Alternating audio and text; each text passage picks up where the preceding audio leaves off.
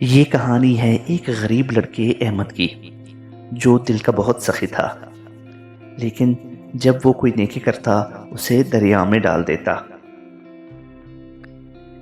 احمد ایک چھوٹے سے گاؤں میں رہتا تھا۔ احمد غریب تھا لیکن دل کا بہت سخی تھا۔ وہ ہر ممکن کوشش کرتا تھا کہ لوگوں کی مدد کرے، چاہے خود بھوکا کیوں نہ رہنا پڑے۔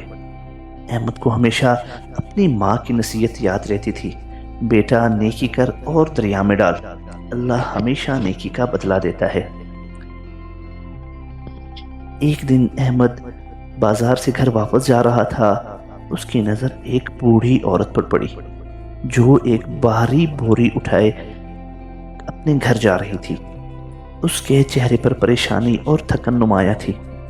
احمد فوراً اس کے پاس گیا اور بولا، ماں جی یہ بوری میں اٹھا لیتا ہوں۔ بوڑھی عورت نے مسکراتے ہوئے احمد کا شکریہ ادا کیا۔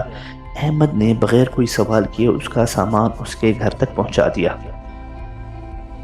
کچھ دن بعد یوں ہوا کہ احمد کی ماں بیمار ہو گئی اور احمد کے پاس علاج کے لیے پیسے نہیں تھے۔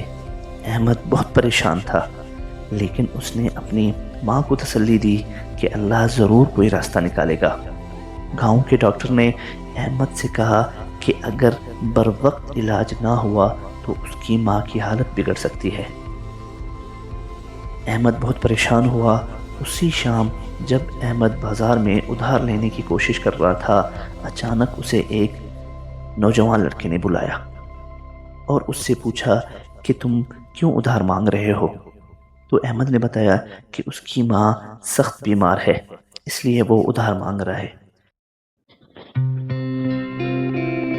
اچانک سے اسے ایک بوڑھی عورت کی آواز آئی۔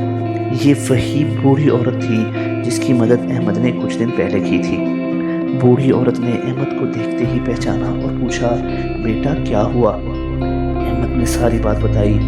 بوڑھی عورت نے فوراً اپنی جمع پونجی نکال کر احمد کو دی اور کہا، یہ لو بیٹا، تمہاری نیکی کا بدلہ، اللہ تمہیں اس کا صلہ دے گا۔ احمد فوراً اپنی ماں کو لے کر شہر کے بڑے ہسپتال گیا اور اس کا علاج کروایا۔ چند دنوں بعد اس کی ماں مکمل طور پر صحت یاب ہو گئی۔ احمد کی خوشی کی کوئی انتہا نہ تھی۔ اس نے بوڑھی عورت کو دل سے دعا دی اور اسے یہ یقین ہو گیا کہ نیکی کا بدلہ مل کر ہی رہتا ہے، چاہے وہ چھوٹی ہو یا بڑی۔ احمد کی ماں کی صحت یابی کے بعد اس کی زندگی بدل گئی۔